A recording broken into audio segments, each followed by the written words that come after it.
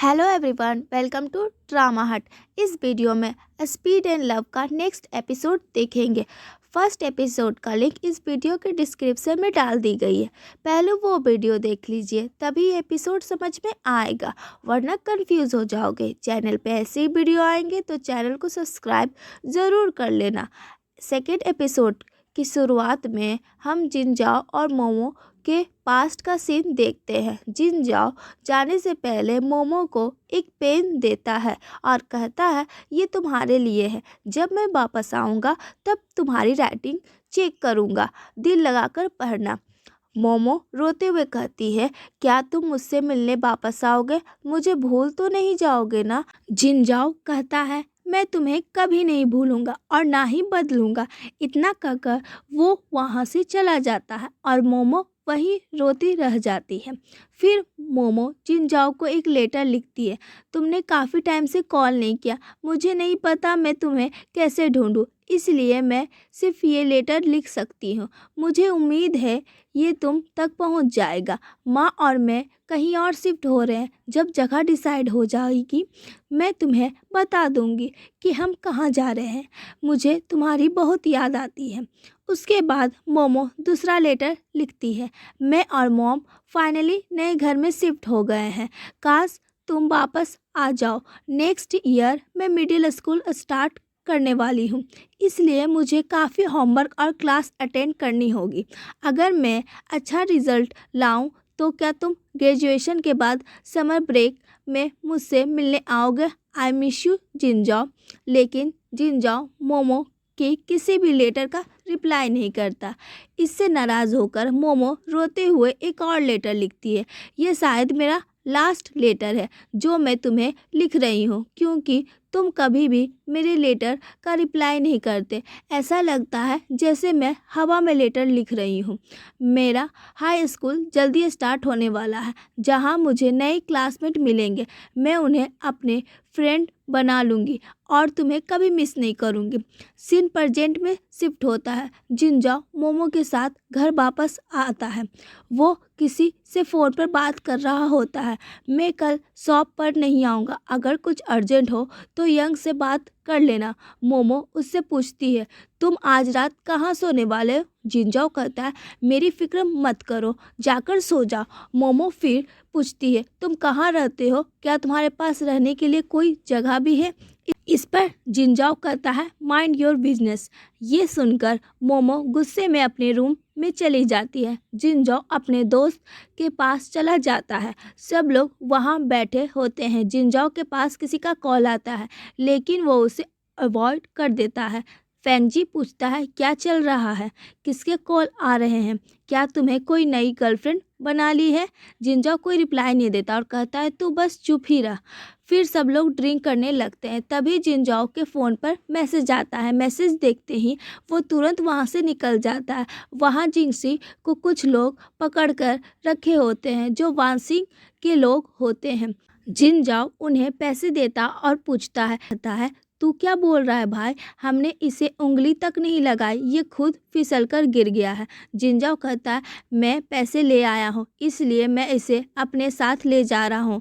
तभी वाशिंग कहती है, लगाए अपने डैड की दूसरी शादी के लिए भी मैंने इतनी मेहनत नहीं की जितनी तुम्हारे लिए की, और तुम बिना मुझे देखे यहाँ से जा रहे हो, तुम जा नहीं सकते। जिनजाओ उसकी तरफ देखकर कहता है, मैंने देख लिया, अब तो मैं जा सकता हूँ। तब वाशिंग कहती है, क्यों ना तुम आज रात मेरे साथ डिनर पर चलो, फिर तुम्हारे डैड का जो भी गैम्बलिंग का कर्ज है मैं उसे माफ़ कर दूंगी। जिनजाओ पूछता है। इसी बीच जिनजाओ को फ़ोन पर मोमो का मैसेज आता है, क्या तुम सो गए हो? मैसेज देखते ही जिनजाओ सब कुछ छोड़कर वहाँ से निकल जाता है और मोमो के रिप्लाई करते हुए कहता है, बहुत लेट हो गया है, तुम सो जाओ। मोमो पूछती है, क्या तुम कल वापस आने वाले हो? जिनजाओ कोई रिप्लाई नहीं करता। नेक्स्ट डे मोमो बाहर आती है और जिनजाओ को मैसेज करती है, क्या तुमने मेरा गिफ्ट ओपन किया? तब जियाओ यानी जिनसी की मॉम मोमो को खाना खाने के लिए बुलाती है। मोमो पूछती है, क्या आप जानते हो जिनजाओ कहाँ पर है? जाओ पूछती है, क्या तुम्हें उससे कोई काम है? वो ज़्यादातर बाहर ही रहता है, उसके लिए यहाँ पर कोई काम ही नहीं है। मोमो पूछती है क्या वो घर नहीं आता। जाओ कहती है नहीं, वो मोस्टली बाहर ही रहता है। इसके बाद मोमो शावर लेने के लिए वॉशरूम जाती है। उसके शरारती दिमाग में एक आइडिया आता है जिससे वो बहाने से जिनजाओ को घर बुला सके। वो जानबूझकर वाटर हीटर तोड़ देती है। जिनसी उसे ऐसा करते हुए देख लेती है। सारा पानी नीचे गिरने लगता है। इसी बीच जाओ आ जाती है और कहती है ये कैसे हो गया, अचानक से कैसे टूट गया। जिनसी बिना कुछ बोले वहाँ से चली जाती है। मोमो जाओ से कहती है आप इसे फिक्स करने के लिए जिनजाओ को क्यों नहीं बुला लेती है। जाओ कहती है तुम सही कह रही हो। उसके बाद वो जिनजाओ को कॉल कर देती है। जिनजाओ वाटर हीटर ठीक कर रहा होता है। मोमो बस उसे देखती रहती है क्योंकि वो सच में काफ़ी हॉट लग रहा होता है। धूप उसके चेहरे पर पड़ रही होती है और उसे पसीना आ रहा होता है। जिनजाओ पूछता है तुम क्या देख रही हो। मोमो कहती है मैं तो सन को देख रही थी। जिनजाओ कहता है ये वॉशरूम है, यहाँ कौन सा सन। तभी जिनसिंग वहाँ आ जाती है। जिनजाओ पूछता है तुम यहाँ क्या कर रही हो, तुम भी सन को देखने आई हो क्या। मोमो थोड़ी टेंशन में आ जाती है कि कहीं जिनसिंग सच ना बता दे, लेकिन वो कुछ नहीं बोलती। फिर सब बाहर आ जाते हैं। जिनजाओ बताता है वाटर हीटर ख़राब हो गया, ये काफ़ी पुराना हो चुका है, हम नया ले आएंगे। जाओ कहती है नया लाने के लिए पैसे वेस्ट क्यों करना, तुम इसी को ठीक कर दो। जिनजाओ कहता है आप टेंशन मत लो, मैं नया ऑर्डर कर दूंगा, सुनली आकर इसे लगा देगा। जाओ कहती है ठीक है और जिनसी को लेकर वहाँ से चली जाती है। मोमो पूछती है तो मैं शावर कब ले सकती हूँ। जिनजाओ कहता है वाटर हीटर लग जाने के बाद सुनली आकर लगा देगा। मोमो कहती है उसकी जगह तुम खुद क्यों नहीं लगा देते। जिनजाओ कहता है क्योंकि मुझे काम है। मोमो पूछती है क्या काम है। जिनजाओ कहता है तुम इतने सवाल क्यों पूछती हो। इतना कहकर वो वहाँ से चला जाता है। जिनजाओ गाड़ी लेकर निकल जाता है। मोमो टैक्सी लेकर उसका पीछा करने लगती है। काफ़ी दूर तक फॉलो करने के बाद जिनजाओ मोमो को पकड़ लेता है और पूछता है तुम मेरा पीछा क्यों कर रही हो। मोमो कहती है पीछा नहीं कर रही, यहाँ तो मैं घूमने आई हूँ, तुम भी यहीं हो, मुझे नहीं पता था। यहाँ एक इंटरनेट कैफ़े है, मैंने सुना है आज वहाँ इवेंट है और बहुत हैंडसम लड़के आने वाले हैं। जिनजाओ इस पर कुछ नहीं कहता, वो बस कुछ पैसे दे देता और कहता है अपने लिए फ्रूट्स ले लेना और मेरा पीछा मत करना। मोमो फिर भी नहीं सुनती और रिक्शा वाले भैया से पूछती है, लेकिन चाइना की कंपैरिजन में उसके चार्ज ज़्यादा होते हैं, इसलिए मोमो बार्गेनिंग करने लगती है। इसी बीच फैंगजी दूसरी रिक्शा से वहाँ आ जाता है और कहता है तुम ब्रेंडी की सिस्टर हो ना, यहाँ क्या कर रही हो, कहाँ जा रही हो। मोमो झूठ बोलती है, मुझे और जिनजाओ को आज मिलना था, मैं उसे ढूंढने जा रही हूँ। फैंगजी कहता है सच में उसने तुम्हें बुलाया है। मोमो कहती है अच्छा तो साथ में चलते हैं, मैं रिक्शा लेने वाली थी लेकिन मेरे पास ज़्यादा कैश नहीं है। फैंगजी कंफर्म करता है क्या तुम सच बोल रही हो, तो हम लेट हो रहे हैं। दोनों वहाँ से निकल जाते हैं। फिर हम बॉक्सिंग क्लब का सीन देखते हैं। यहाँ एक फ़ाइट चल रही होती है, काफ़ी लोग बैठे होते हैं। यहाँ पर वाशिंग को दिखाया जाता है जिसके साथ उसके पापा भी होते हैं, उनका नाम वा सेंग होता है। वहीं लिन नाम का एक बंदा होता है जो बॉक्सर पर बेट लगा रहा होता है। फाइट ख़त्म होने के बाद एक लड़का कहता है हम जीत गए। वाशिंग के पापा कहते हैं रियल शो तो अभी शुरू होना बाकी है। वो लड़का कहता है आप बिल्कुल सही कह रहे हैं, अगले मैच में ही सेंग ब्रेंडी को बुरी तरह पीटने वाला है। उधर लिन एक बंदे से पूछता है ब्रेंडी के अपोजिट कौन है। वो बताता है सेंग का एक बंदा है जिसका नाम ही जैंग है, वो फाइट में काफ़ी अच्छा है। लिन कहता है तुम सही कह रहे हो, मैंने उसे फाइट करते हुए देखा है। उधर एक बंदा जिनजाओ से कहता है तुम्हें अभी भी सेंग के बंदे से ही फाइट करनी होगी, सॉरी मैं तुम्हें इस मैच में भेज रहा हूँ, बस ध्यान रखना तुम्हारे हाथ पैर पर ज़्यादा चोट ना लगे। जिनजाओ कहता है मुझे अच्छी तरह पता है मैं क्या कर रहा हूँ। उसके बाद वो फाइट के लिए बॉक्सिंग क्लब के साइड आ जाता है। उसके सामने से ही जेंग आता और कहता है मार खाने के लिए रेडी रहना। लिन अपनी वेट बढ़ा देता है और सिंह भी अपनी वेट बढ़ा देता है।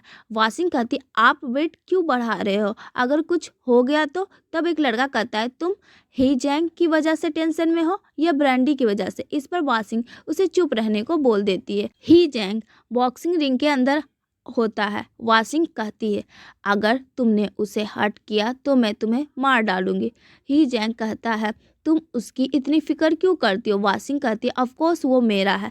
तभी जिनजाओ यानी ब्रैंडी वहाँ आ जाता है। लिन ने उस पर वेट लगा रखी होती है और क्राउड चीयर करने लगती है। दोनों के बीच फाइट स्टार्ट हो जाती है। जिनजाओ एक पंच में ही जैंग को नीचे गिरा देता और उसे बुरी तरह मारने लगता है। फिर ही जैंग अपनी मूव लेता है और जिनजाओ पर हावी होने लगता है। वासिंग जिनजाओ को कंटिन्यूसली सपोर्ट कर रही होती है।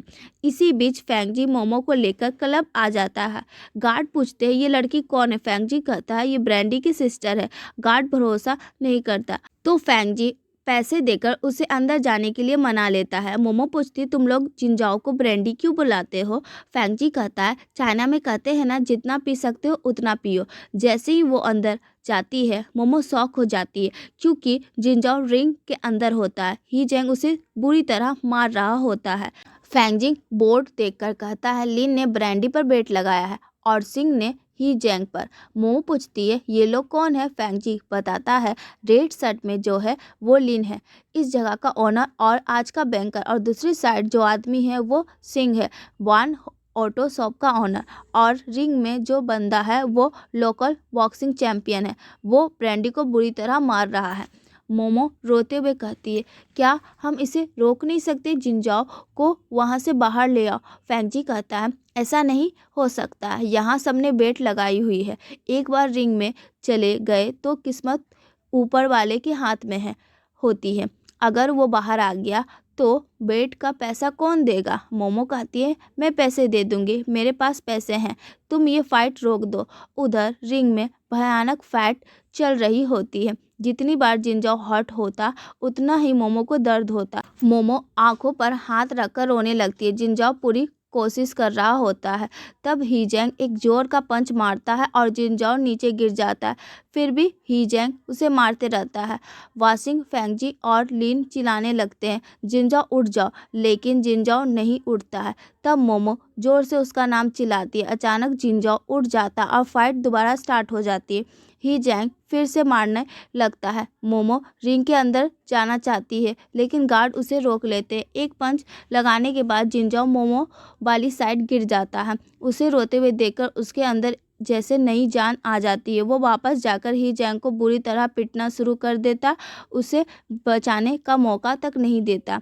बिना ही जैंग को नॉकआउट किए वो फाइट छोड़कर सीधा बाहर आता है। मोमो के पास जाता है, गार्ड को हटाता है और मोमो को लेकर वहाँ से भाग जाता है। सब लोग बोलते रह जाते हैं फाइट अभी ख़त्म नहीं हुई है।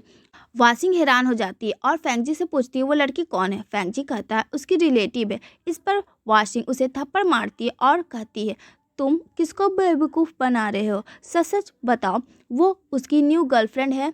फेंगजी कहता है ऐसा कुछ नहीं है। उधर सिंह गुस्से में ही जैंग पर चिल्लाता है मैंने बोला था ना आज उसे सबक सिखाना है। बाहर आने के बाद जिनजाओ मोमो से पूछता है तुम्हें इस जगह के बारे में कैसे पता चला? यहाँ कौन लेकर आया है? मोमो रोते हुए कहती है तुम्हें बहुत चोट लगी है। जिनजाओ कहता है पहले मेरे सवाल का जवाब दो, तुम्हें यहाँ के बारे में कैसे पता चला? मोमो बस रोती जाती है। जिनजाओ कहता है मार मुझे पड़ी है और रो तुम रही हो। मोमो कहती है तुम पहले ऐसे नहीं थे। जिनजाओ कहता है बहुत लेट हो गया है, मैं तुम्हें घर छोड़ देता हूँ। लेकिन मोमो गाड़ी में नहीं बैठती है। जिनजाओ कहता है मैं तुम्हारी टिकट बुक कर देता हूँ। मोमो मना कर देती है मुझे वापस नहीं जाना। जिनजाओ पूछता है क्यों नहीं जाना? अब तो सब कुछ देख चुकी हो, अब यहाँ किसके लिए रहना? मोमो पूछती है तुम ऐसे कैसे बन गए? इस पर जिनजाओ ज़बरदस्ती उसे गाड़ी में बैठा देता है। मोमो कहती है सुनली ने जो तुमसे सीढ़ियों पर कहा था मैंने सब कुछ सुन लिया था। वो कह रहा था कि तुम कुछ ऐसा करने वाले हो जिससे तुम्हारी लाइफ डेंजर में पड़ सकती है। क्या तुम्हें मेरी फिक्र बेकार लगती है? तुम्हें समझ नहीं आता मुझे तुमसे इतनी मतलब क्यों है? मैं तुम्हारी इतनी फिक्र क्यों करती हूँ? शायद तुम्हारी नज़रों में बस मैं वो लड़की हूँ जिसके साथ तुम बचपन में खेला करते थे। तुम्हें लगता होगा मैं यहाँ आई हूँ थोड़ा घूम फिर और फिर वापस चली जाऊँगी और तुमसे कोई मतलब नहीं रखूँगी। तुम मुझे समझ ही नहीं सकते हो। अगर समझते होते तो इतने सालों तक मुझसे दूर नहीं रहते। मैंने तुम्हें इतने लेटर्स लिखे पर तुमने एक का भी रिप्लाई नहीं किया। मैंने इतने साल हर समर वेकेशन में वेट किया कि तुम आने वाले हो पर तुम कभी नहीं आए। यहाँ तक कि मैं उस जगह पर भी गई जहाँ हम लोग पहले रहते थे। मैं वहाँ दीवारों पर अपना कॉन्टैक्ट नंबर छोड़ दी, ये सोचकर कि शायद तुम कभी अचानक वापस आ जाओ और अगर तुम मुझे ढूंढ ना पाओ तो तुम्हें इन्फॉर्मेशन मिल जाए। जिनजाओ चुपचाप उसकी बातें सुन रहा होता है। मोमो रोते हुए कहती है, मुझे क्लासेस जाना और होमवर्क करना बिल्कुल पसंद नहीं था, लेकिन फिर भी मैंने कभी नहीं छोड़ा, क्योंकि मुझे डर था कि अगर तुम वापस आए और तुमने देखा कि मेरे ग्रेड्स इतने ख़राब है तो तुम्हें बुरा लगेगा। और आज जब मैंने तुम्हें रिंग में फाइटिंग करते हुए देखा, तुम्हें चोट लगी थी, तुम्हारे हाथों से खून बह रहा था, मुझे डर लग रहा था कि तुम कभी लिख नहीं पाओगे। मैंने तुम्हारे लिए फाउंटेन पेन भी खरीदा था, लेकिन अब लगता है उसकी कोई ज़रूरत नहीं है। आज जाकर मुझे समझ आया कि मैं इतनी सालों से सिर्फ खुद को बेवकूफ़ बना रही थी। मुझे यहाँ आना ही नहीं चाहिए था। कल मुझे एयरपोर्ट ड्रॉप कर देना, वो लास्ट टाइम होगा जब मैं तुम्हें डिस्टर्ब करूँगी। मैं कल ही चाइना वापस चली जाऊँगी और दोबारा कभी यहाँ आने की इतनी स्टूपिड हरकत नहीं करूँगी। जिनजाओ उसकी किसी बात का भी रिप्लाई नहीं देता। मोमो कहती, एटलीस्ट तुम कुछ तो बोल सकते हो। तभी एक गाड़ी उनका पीछा करने लगती है। जिनजाओ मोमो को टाइट पकड़कर बैठने को बोलता है और गाड़ी तेज भगाने लग जाता है। अचानक सामने से ही जैंग अपनी गाड़ी लेकर आ जाता है और यहीं पर ये एपिसोड एंड हो जाता है। फिर हमें एक सीन दिखाया जाता है। जिनजाओ मोमो का दिया हुआ गिफ्ट ओपन करता है, उसके अंदर फाउंटेन पेन होता है। उसे देखकर वो काफ़ी इमोशनल हो जाता है और बचपन के दिन याद करता है जब वो मोमो की हैंडराइटिंग में मदद किया करता था, क्योंकि मोमो की हैंडराइटिंग काफ़ी ज़्यादा ख़राब हुआ करती थी।